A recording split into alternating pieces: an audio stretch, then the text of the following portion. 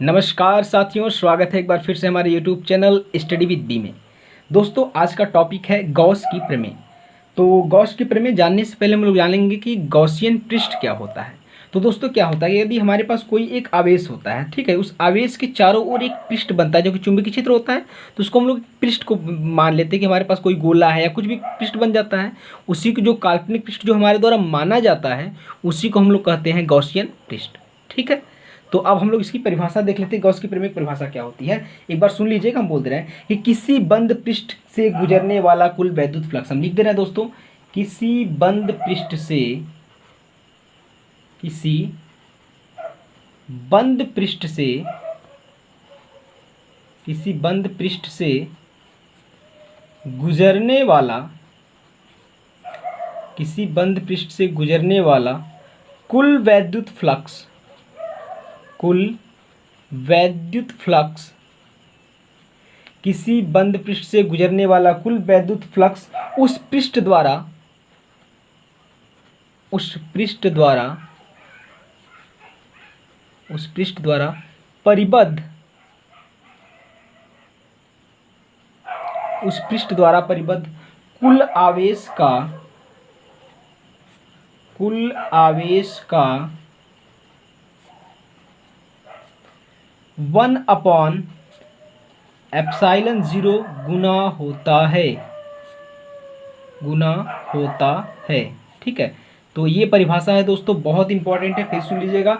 किसी बंद पृष्ठ से गुजरने वाला कुल वैद्युत फ्लक्स उस पृष्ठ द्वारा परिबद्ध कुल आवेश का 1/ε0 गुना होता है। ठीक है, तो ये चीज़ आपको याद होनी चाहिए। और देखिए, इसके बाद हम लोग लिख लेते हैं कि माना चलिए, माना वैद्युत फ्लक्स, वैद्युत फ्लक्स, माना वैद्युत फ्लक्स जो है क्या है, फाई ई, तथा आवेश, तथा आवेश क्यू, और निर्वात की विद्युतशीलता, निर्वात की विद्युतशीलता, विद्युतशीलता, निर्वात की विद्युतशीलता ε0 हो तो, ठीक है, हो तो हमारा देखिए क्या बनेगा, यहाँ से बनेगा दोस्तों phi E equals to whole integration of E into D A. आप देखिए दोस्तों, ये वेक्टर क्वांटिटी है, दोनों हम कल बताए थे इसके पहले, और इक्वल्स टू क्या हो जाएगा, Q/ε0। देखिए यही कहता है हमारा गॉस का प्रमेय। ठीक है, तो अगर आपका आएगा केवल गॉस का प्रमेय लिखने के लिए, तो अपना लिखिएगा कि ये कैसे होता है। ठीक, कि क्या हुआ भाई, कि माना वैद्युत फ्लक्स फाई ई तथा आवेश Q और निर्वात की विद्युतशीलता ε0 हो तो गॉस के प्रमेय के अनुसार कि किसी पृष्ठ से परिबद्ध कुल आवेश का 1/ε0 गुना होता है क्या, वैद्युत फ्लक्स। ठीक है, तो आइए हम देखते हैं इसकी उपपत्ति। इसकी उपपत्ति क्या है दोस्तों, हम लोग इसके बाद बात करते हैं। तो यहाँ से हम लोग एक छोटा सा हेडिंग लिखेंगे, उपपत्ति इसको बोलते हैं हिंदी में, उपपत्ति। ठीक है, तो उपपत्ति आप इसको समझ सकते हैं, इसको इंग्लिश में प्रूफ कहते हैं कि ये होता क्या है, प्रूफ क्या है आपके पास, है ना। तो हम लोग देख लेते हैं, हम लोग मान लेते हैं कि हमारे पास दिख रहा है दोस्तों, चलिए दिख रहा है, अच्छी बात है, यहाँ से दिख रहा है, देखिए देखिए, चलिए ठीक है, हम लोग मान लेते हैं भैया कि यहाँ पर हमारे पास एक पृष्ठ है, कोई गॉसियन पृष्ठ। गॉसियन पृष्ठ में हमने क्या बताया कि कोई आवेश होगा, उस आवेश के चारों ओर का जो क्षेत्र बनेगा वह एक पृष्ठ टाइप का बनेगा, उस पृष्ठ को हम लोग क्या कहेंगे, गॉसियन पृष्ठ कहेंगे। चलिए मान लेते हैं, हम लोग मान लेते हैं कि ये पॉइंट O है, और यहाँ से हम पर क्या रखा है, हमने यहाँ पर एक +Q कूलाम का एक आवेश रखा है। अब यहाँ से R दूरी पर, यहाँ से R दूरी पर एक बिंदु P मान लेते हैं, एक बिंदु P मान लेते हैं, जहाँ पर हमें क्या करना है, जहाँ पर हमें आपका वैद्युत फ्लक्स ज्ञात करना है कि वहाँ पर क्या होगा। और इसके लिए कंसीडर करते हैं कि इस बिंदु P पर, ठीक है, इस बिंदु P पर एक हमारे पास जो है एक लघु पृष्ठ बना लेते हैं, उस लघु पृष्ठ को हम लोग DA बोल देते हैं। ठीक है, ये हमारे बिंदु P पर एक लघु पृष्ठ बनता है जिसको हम लोग क्या कहेंगे, DA कहेंगे। इसका क्षेत्रफल क्या है भैया, मान लेते हैं कि यहाँ जो वैद्युत क्षेत्र है, इस वैद्युत क्षेत्र इससे निकल रहा है, ई देखिए प्लस है तो ई निकलेगा, और हम लोग मान लेते हैं कि जो हमारे द्वारा पृष्ठ है ये वैद्युत क्षेत्र से थीटा डिग्री का कोण बनाता है, यानी जो DA है वो कितना कोण बना रहा है दोस्तों, थीटा डिग्री का कोण बना रहा है, ठीक है। तो ये हो जाएगा थीटा, ठीक। अब हमें क्या करना है, हमें ज्ञात करना है भैया कि इस पॉइंट पर, इस बिंदु पर आपको है बताना है कि यहाँ पर जो वैद्युत क्षेत्र है वो क्या, सॉरी वैद्युत फ्लक्स है वो क्या होगा, ठीक है। तो और इस पूरे पृष्ठ को हम लोग मान लेते हैं, इसका जो पूरे पृष्ठ का संपूर्ण क्षेत्रफल है उसको ए मान लेते हैं, ठीक है, कोई दिक्कत, ठीक है। चलिए तो यहाँ से हम लोग शुरू करते हैं और अच्छे से लिखते हैं। माना, देखिए कैसे लिखेंगे पहले उसको समझ लीजिएगा। देखिए तो हमने आपको पूरा बोल कर समझा दिया है, आप चाहें तो अपने से लिख सकते हैं, लेकिन हम फिर भी आपको लिख देते हैं कि माना प्लस क्यू कूलाम का एक वैद्युत आवेश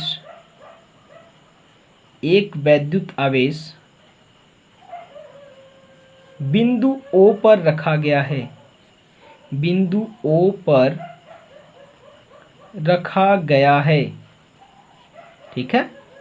माना प्लस क्यू कूलाम का एक वैद्युत आवेश बिंदु O पर रखा गया है, जहां से r दूरी पर, जहां से स्मॉल r दूरी पर एक बिंदु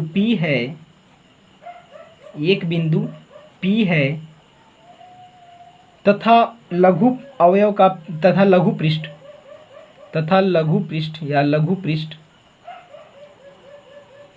का क्षेत्रफल, लघु पृष्ठ का क्षेत्रफल dA है, dA से गुजरने वाले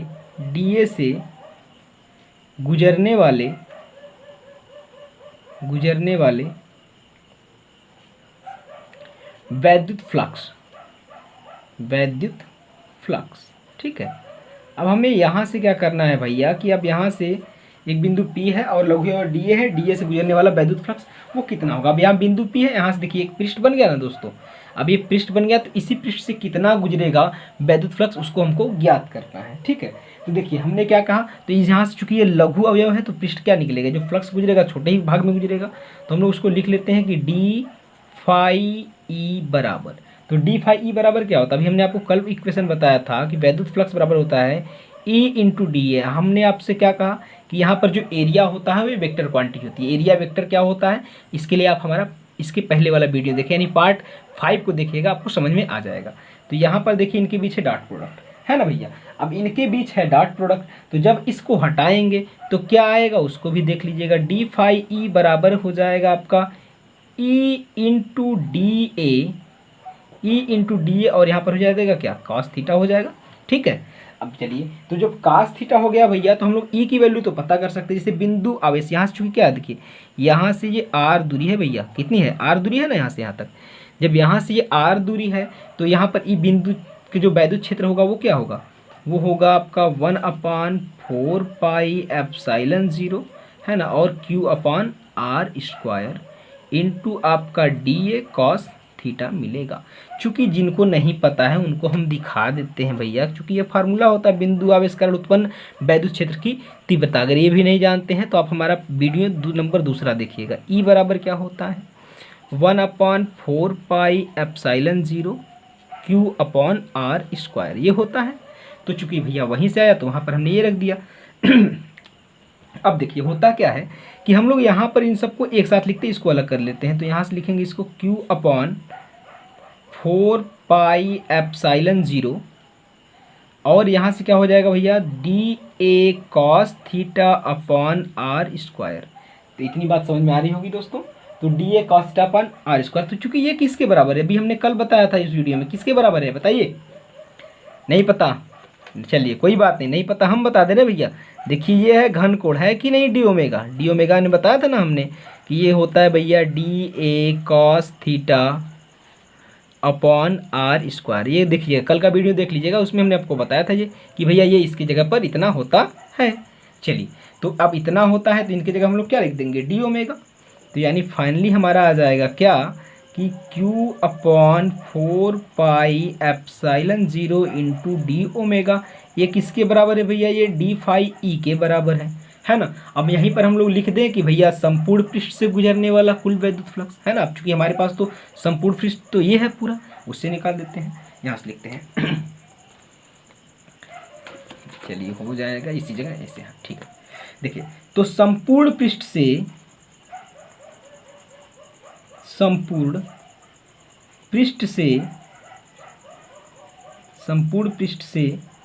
गुजरने वाला कुल वैद्युत फ्लक्स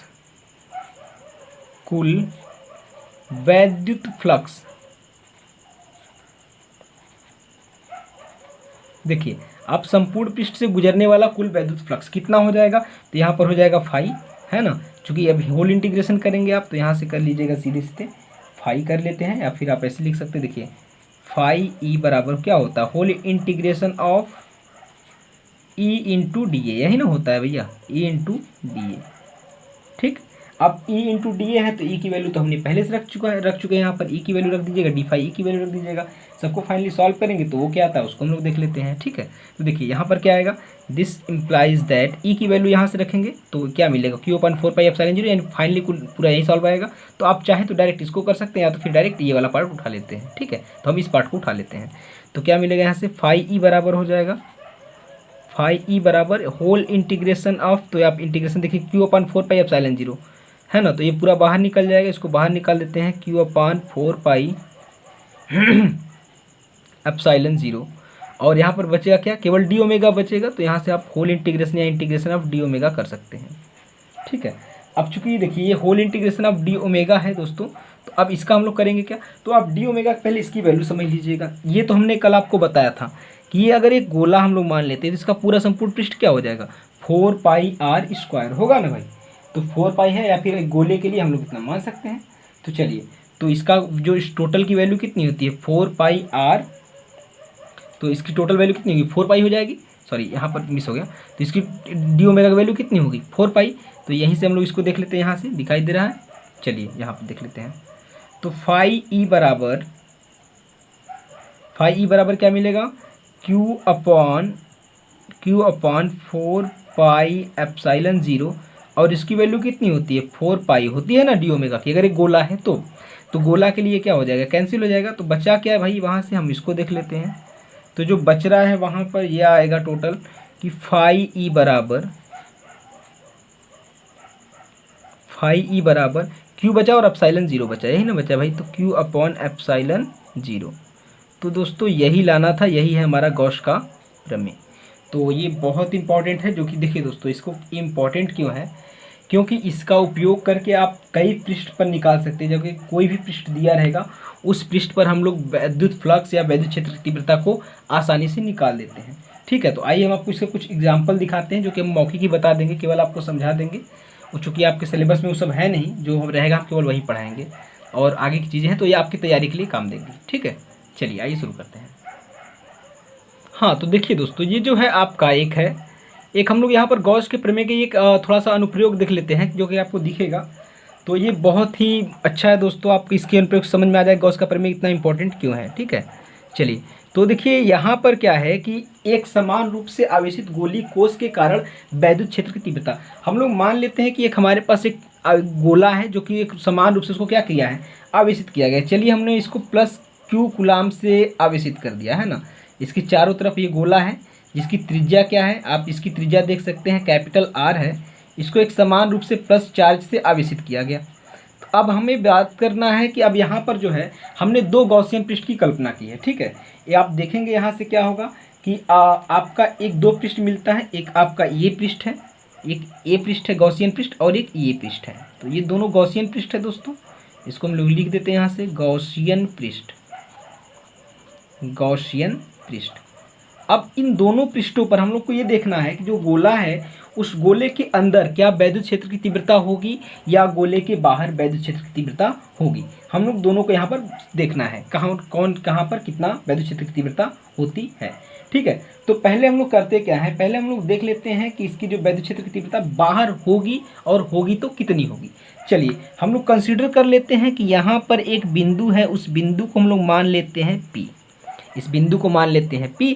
और यहाँ पर एक पृष्ठ हमने गॉसियन पृष्ठ टोटल यहाँ से हमने कंसिडर किया है। हम लोग पहले लघु अवयव की बात कर लेते हैं। तो इसका यहाँ पर जो वैद्युत क्षेत्र की तीव्रता होगी वो है आपका E, ठीक है। अब चूंकि ये एरिया है तो दोस्तों एरिया हमने बताया था परपेंडिकुलर होता है अपने जो पृष्ठ मानते हैं। चलिए तो इसकी एरिया को हम लोग मान लेते हैं DA, ठीक है। तो अब यहाँ से E मिल गया और DA मिल गया। अब हमें इसका निकालना है वैद्युत क्षेत्र की तीव्रता वहाँ पर। तो हमने क्या बताया था भाई, देखिए अगर गॉस के प्रमेय से चलेंगे तो पहले गॉस का प्रमेय क्या होता है, हम देखिए लिखेंगे नहीं, आप डायरेक्ट यहाँ पर अगर लिखना चाहते हैं इसको लिख सकते हैं कि माना एक कैपिटल R त्रिज्या का एक गोलीय कोश है जिसको +Q आवेश से आवेशित किया गया है तथा उसके अंदर दो पृष्ठों को कंसिडर किया गया है, ठीक है। एक छोटा वृत्त है जो गोलीय कोश के अंदर का एक वृत्त है, उसे एक छोटे गॉसियन पृष्ठ के रूप में माना गया है तथा उसके बाहर एक बड़ा पृष्ठ है, उसके बाहर उसको गॉसियन पृष्ठ के रूप में माना गया है। तो यहाँ पर हम दोनों जगह देखेंगे कि दोनों पर तीव्रता कितनी होती है। तो हम लोग पहले देखेंगे बाहरी कोश के यानी बाहरी गोलीय कोश पर वैद्युत क्षेत्र की तीव्रता हमें निकालनी है। तो यहाँ पर लिखेंगे बाह्य कोश गोलीय कोश से गोलीय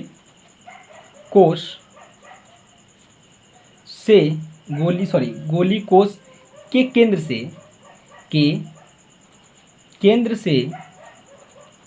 केंद्र से स्मॉल r दूरी पर लघु अवयव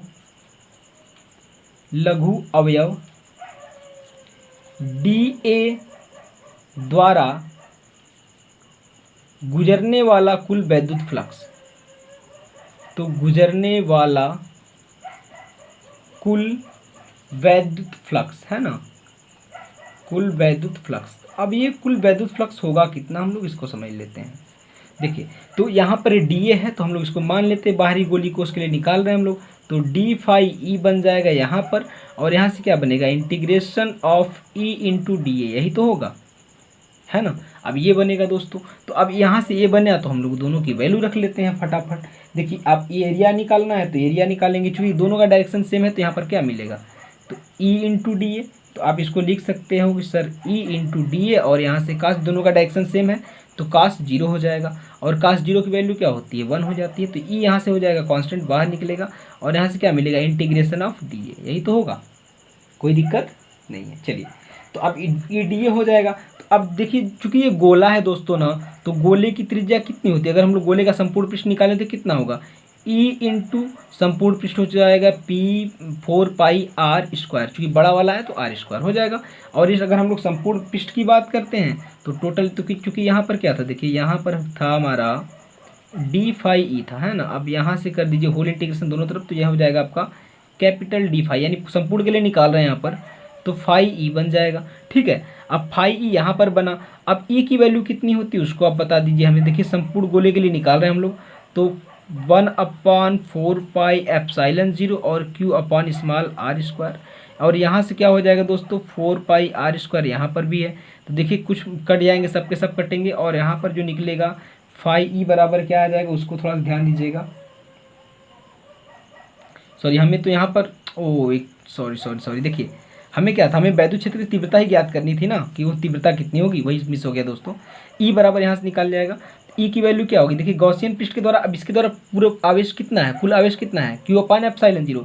अभी हमने पढ़ा ना गॉस के प्रमेय में कि जो फाई E होता है उसके बराबर क्या होता है, Q अपॉन एप्सिलॉन 0। तो फाई E की जगह पर हम लोग रख देंगे Q upon epsilon 0 equals to E into 4 pi R square. अब इसको सॉल्व करते हैं तो E बराबर क्या मिलेगा, देखिए यहाँ से E बराबर मिल जाएगा आपको 1/4 पाई एप्सिलॉन 0, और यहाँ पर हो जाएगा Q अपान R स्क्वायर। तो इससे मतलब ये हुआ कि यदि हम लोग उसके पृष्ठ के बाहर बात करते हैं तो बाह्य पृष्ठ पर जो वैद्युत फ्लक्स होगा, वो वैद्युत क्षेत्र की तीव्रता होगी वो इतनी होगी, Q अपान 1/एप्सिलॉन 0। अब देखिए दोस्तों, अब यहाँ पर क्या है कि अब हम लोग बाहर तो निकाल लिए, अब चाहे तो पृष्ठ के निकाल सकते हैं, लेकिन देखिए पृष्ठ के अंदर उसकी जो वैद्युत क्षेत्र की तीव्रता होगी वो क्या होगी, है ना, गोलीय कोश के पृष्ठ के अंदर जो वैद्युत क्षेत्र की तीव्रता। तो यहाँ पर हम लोग लिख देते हैं गोलीय कोश के अंदर वैद्युत क्षेत्र की तीव्रता। यहीं पे छोटा सा है दोस्तों, ये कोई डेरिवेशन नहीं है, इसलिए उतना डीप में इसको नहीं पढ़ा रहे हैं, बस आप समझ लीजिए, हम उतना ही बहुत है।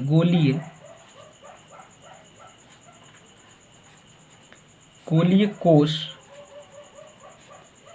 के भीतर वैद्युत क्षेत्र की तीव्रता,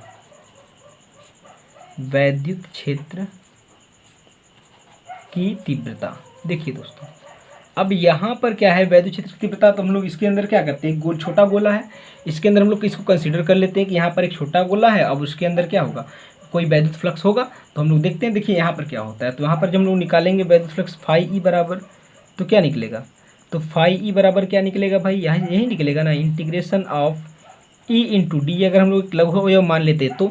लेकिन वहाँ पर ध्यान देने वाली बात है कि जब गोली पृष्ठ को हम लोग बाहर से आवेशित करे हैं तो अंदर इसके कोई आवेश नहीं है। देखिए ना, जो छोटा गोला है इसके अंदर कोई आवेश नहीं है ना, तो जब इसके अंदर कोई आवेश नहीं है तो क्यू की वैल्यू क्या हो गई, जीरो हो गई ना, क्यू की वैल्यू तो जीरो हो गई। जब क्यू की वैल्यू जीरो हो गई तो फ्लक्स क्या हो जाएगा, जीरो हो जाएगा कि नहीं, क्योंकि हमने पढ़ा है कि फाई ई बराबर क्यू अपॉन एप्सिलॉन जीरो। अब जब क्यू की वैल्यू जीरो हो गई तो फाई की वैल्यू कितनी हो गई, जीरो हो गई, तो फाई ई की वैल्यू हो जाएगी आपकी जीरो। तो जब फाई ई की वैल्यू जीरो हो गई तो वहाँ पर जो तीव्रता निकलेगा वो ई का मान भी क्या हो जाएगा, जीरो हो जाएगा। तो ये देखिए गॉस के नियम का प्रयोग है कि अगर आपको अंदर निकालना हुआ और बाहर निकालना हो, तो इससे यह सिद्ध होता है दोस्तों कि यदि हमारे पास कोई एक आवेशित गोली चालक है तो उसके पृष्ठ के अंदर किसी भी बिंदु पर जो वैद्युत क्षेत्र की तीव्रता होगी वो क्या हो जाएगी दोस्तों, वो हो जाएगी जीरो हो जाएगी। और बाह्य पृष्ठ पर तीव्रता, तो बाह्य पृष्ठ जितनी दूर जाएंगे तीव्रता उतनी ही कम होती जाएगी। ठीक है, तो ये इसका बहुत ही अच्छा उपयोग था, अनुप्रयोग था गॉस के प्रमेय का। और भी अनुप्रयोग है आगे, उसको हम आपको बताएंगे अगले वीडियो में। तो बस आज के लिए थोड़ा सा ही, इतना ही। खुश रहिए, मस्त रहिए और पढ़ते रहिए। नमस्कार।